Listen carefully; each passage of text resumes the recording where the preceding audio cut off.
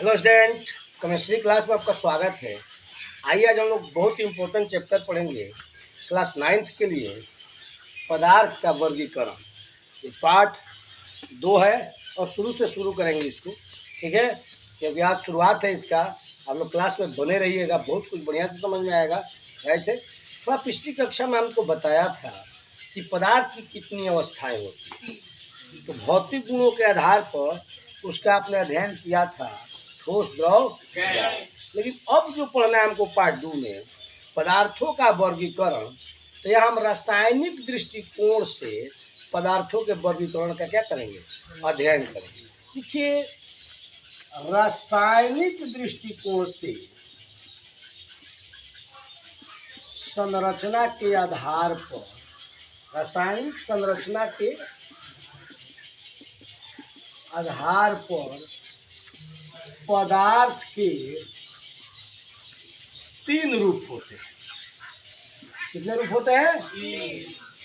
और वो हो गया तत्व, यौगिक और मिश्र।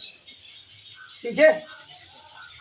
देखिए, अगर हम ऐसे आपको बता दें तो और इसमें आप समझ सकते हैं कि अगर ये पदार्थ है ना, तो देखिए ये जो 2 हैं, तत्व और यौगिक, ये शुद्ध पदार्थ है। क्या है? शुद्ध पदार्थ है। और ये जो मिश्रण है ना, ये अशुद्ध पदार्थ है। क्या है? अशुद्ध पदार्थ। राइट है। देखिए, क्वेश्चन बनता है कि रासायनिक संरचना के आधार पर पदार्थ कितने प्रकार के होते हैं? 3 प्रकार। कितने प्रकार के? 3 प्रकार के। पहला, दूसरा, तीसरा। अगर हम ये भी पूछ लें कि पदार्थ कितने प्रकार के हो गए, तो 2 प्रकार के, एक शुद्ध पदार्थ और एक अशुद्ध पदार्थ। शुद्ध पदार्थ में कौन आ गए? तत्व और यौगिक। और तत्व में भी कौन कौन हो जाए? देखिए, हाइड्रोजन है, ऑक्सीजन है, नाइट्रोजन है, और यौगिक में जल है, सोडियम क्लोराइड है ना। मिश्रण में समांग और विषमांग, जैसे कागज हो गया, शरबत आपने कोई बना लिया तो बालू हो गया। ठीक है, ये हो गया क्या? समांग या विषमांग। समांग मतलब अंग अंग बराबर, विषमांग मतलब कोई भी चीज बराबर नहीं। सिंपल सी बात है, और आगे उसको बढ़िया से बताएंगे। राइट है। बस को नोट कीजिए। पहले आपने देखा कि रासायनिक संरचना के आधार पर पदार्थ के कितने भाग हैं? 3, तत्व, यौगिक और हम पदार्थ को यहाँ से उठा सकते हैं 2 प्रकार के, शुद्ध पदार्थ और अशुद्ध पदार्थ। शुद्ध पदार्थ में तत्व और यौगिक को रखा जाता है, और अशुद्ध पदार्थ में मिश्रण को रखा जाता है। मिश्रण 2 प्रकार का होता है, समांग और विषमांग। ठीक है। अब आइए पहला चीज पे हम लोग फोकस करते हैं। क्या? तत्व। ठीक है, ध्यान से आप लोग देखिएगा, क्लास में बने रहिएगा, बहुत कुछ आएगा। आइए तत्व के बारे में समझते हैं। तत्व, देखिए, तत्व एक शुद्ध पदार्थ है। तत्व क्या है? शुद्ध पदार्थ। तत्व एक शुद्ध पदार्थ है जो एक ही प्रकार के परमाणु से मिलकर बना होता है। एक ही प्रकार के परमाणु, जैसे मान लीजिए हाइड्रोजन आप ले लीजिए, हाइड्रोजन। अब हाइड्रोजन के आप कितना भी टुकड़ा कर लीजिए, एक बात बताइए, इसमें दूसरा कोई चीज है क्या? नहीं ना है। और मान लीजिए आपको सोना बताते हैं, सोना, गोल्ड, सोना। अब सोना के लाख टुकड़े कीजिए तो उसका हर टुकड़ा सोने ना होगा? बताइए, तो शुद्ध हुआ कि नहीं हुआ? शुद्ध सोना कितने कैरेट का होता है? 24 कैरेट। कितने कैरेट का? 24 कैरेट का होता है। तो आप हाइड्रोजन ले लिए अगर, तो यह एक ही प्रकार के परमाणु से मिलकर बना होता है, और इसको किसी भी भौतिक या रासायनिक विधि द्वारा तोड़ा नहीं जा सकता है, अलग नहीं किया जा सकता है। इसी कारण कहा जाता है कि हाइड्रोजन एक क्या है? आता है प्रश्न कि हाइड्रोजन एक तत्व है कैसे? तो आप 2 लाइन में इसका जवाब दे सकते हैं कि हाइड्रोजन एक ही प्रकार के परमाणु से मिलकर बना होता है, और इसे किसी भी भौतिक या रासायनिक विधि द्वारा तोड़ा नहीं जा सकता है। इसीलिए हाइड्रोजन एक क्या है? तत्व। अगर तत्व की परिभाषा कोई पूछ दे तो आप कह सकते हैं कि तत्व वह शुद्ध पदार्थ है जो एक ही प्रकार के परमाणु से मिलकर बना होता है और इसे किसी भी भौतिक या रासायनिक विधि द्वारा तोड़ा नहीं जा सकता है। राइट है, कोई दिक्कत है? बोलिए। अब इसमें देखिए तत्व का जो परिभाषा है ना, वही तत्व की विशेषता भी है, तत्व का गुण भी है। कैसे? हम कह सकते हैं कि कोई पूछ देगा कि तत्व की विशेषता बताएं, तो हमने बताया अभी आपको कि तत्व एक क्या है? शुद्ध पदार्थ है, और दूसरा यह एक ही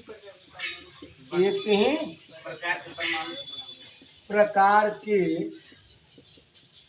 परमाणु से मिलकर बना होता है, और तीसरा इसे किसी भी भौतिक या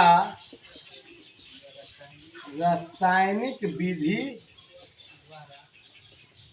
द्वारा अलग नहीं किया जा सकता। राइट है। तो हमने पढ़ा कि तत्व किसे कहते हैं और तत्व की विशेषता क्या है, और हाइड्रोजन एक तत्व है गैस। आगे बढ़े, नोट कीजिए। देखिए हम लोग ने पढ़ा एलिमेंट के बारे में, तत्व के बारे में ना जी। अब इसको मिटा लें।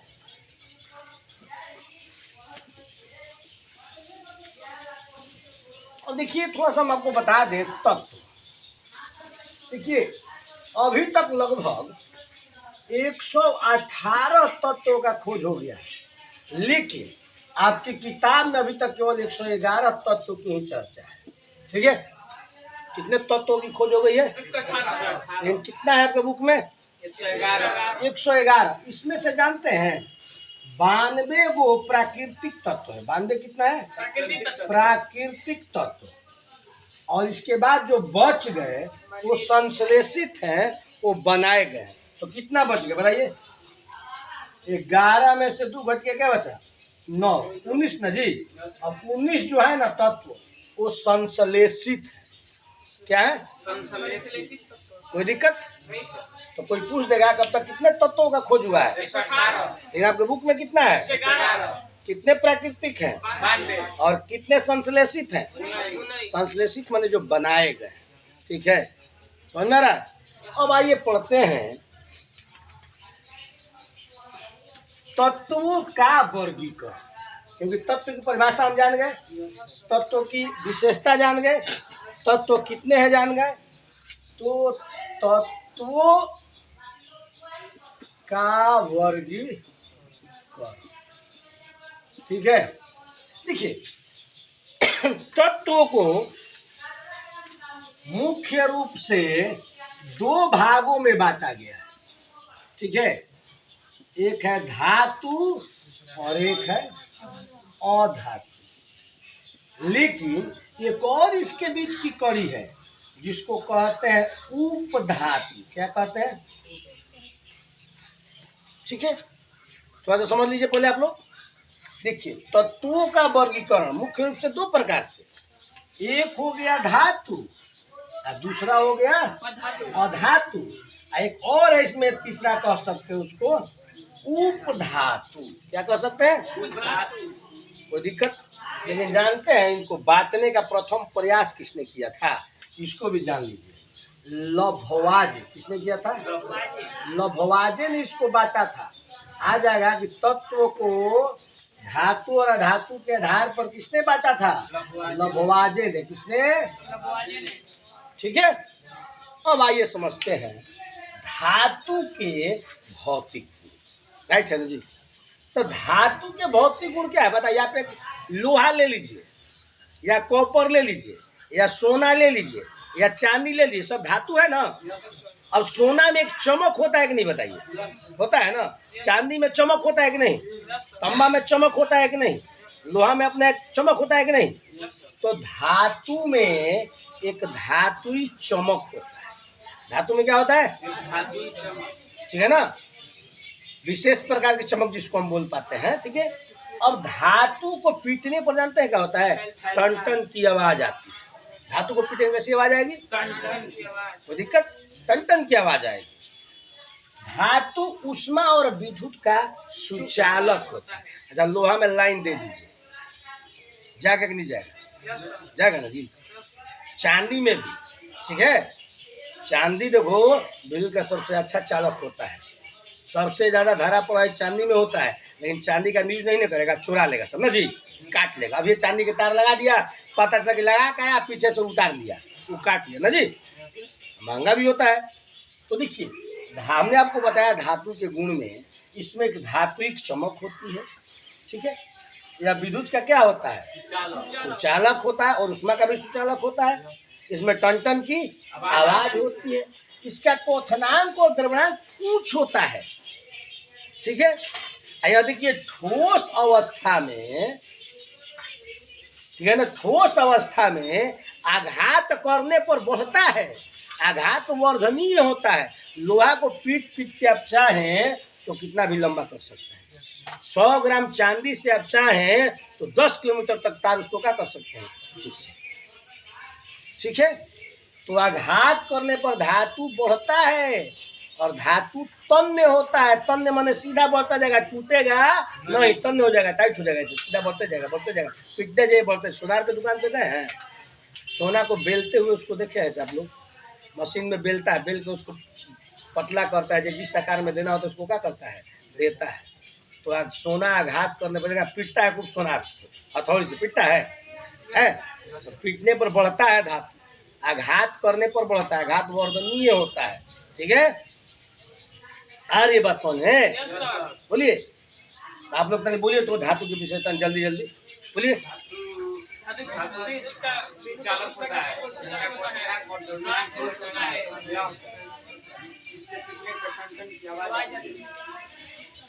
बहुत सुंदर। एक और थोड़ा यार समझ लीजिए, थोड़ा सा एक है, नहीं होता देखिए सारे विद्यार्थी पढ़ने वाला देखो उसमें दुष्ट हो जाता है, उसी तरह इसमें वो दुष्ट धातु है, जानते उसका नाम क्या है, पारा। क्या नाम है, पारा। इसको याद रखिएगा। देखिए ये जो धातु है ना, सारे धातु कमरे के ताप पर ठोस होते हैं, लेकिन यही एक धातु है जो कमरे के ताप पर क्या होता है, द्रव होता है। इसको याद रखिएगा ना, बदमसला है, अलग थलग रह रहा है, कैसे आप लोग में कोई अलग हो जाता है, तो उसी तरह ये पारा है, ये कमरे के ताप पर किस अवस्था में रहता है, द्रव अवस्था में, ठीक है। अब जस्ट इसके उल्टा नहीं लिख सकते हैं धातु में, बताइए। इससे पिटने पर टन टन की आवाज नहीं आती है, इसमें कोई धातुई चमक नहीं होता है, या विद्युत का कुचालक होता है, ये पिटने पर चटक जाएगा, टूट जाएगा। इसका क्वथनांक और द्रव्यणांक निम्न होता है, इसका घनत्व निम्न होता है, राइट है। तो जब ही हम धातु के बारे में पढ़े तो तुरंत हमको धातु के बारे में ज्ञान हो गया कि नहीं हो गया। देखिए जैसे एगो दुष्ट छात्र इसमें है ना, इसमें भी एगो दुष्ट छात्र है, जान जाओ, उसको बोलते हैं आयोडीन। अभी का है भाई, समझ लो थोड़ा सा। हमने आपको बताया कि सभी धातु चमकदार होते हैं, लेकिन सभी अधातु चमकदार नहीं होते हैं, लेकिन एगो इसमें आयोडीन है जो चमकदार होता है। तो याद रखना, दे देगा कि कौन सा धातु है जो चमकदार होता है, ठीक है। एक और चीज यहाँ समझो, इधर देखो, सभी धातु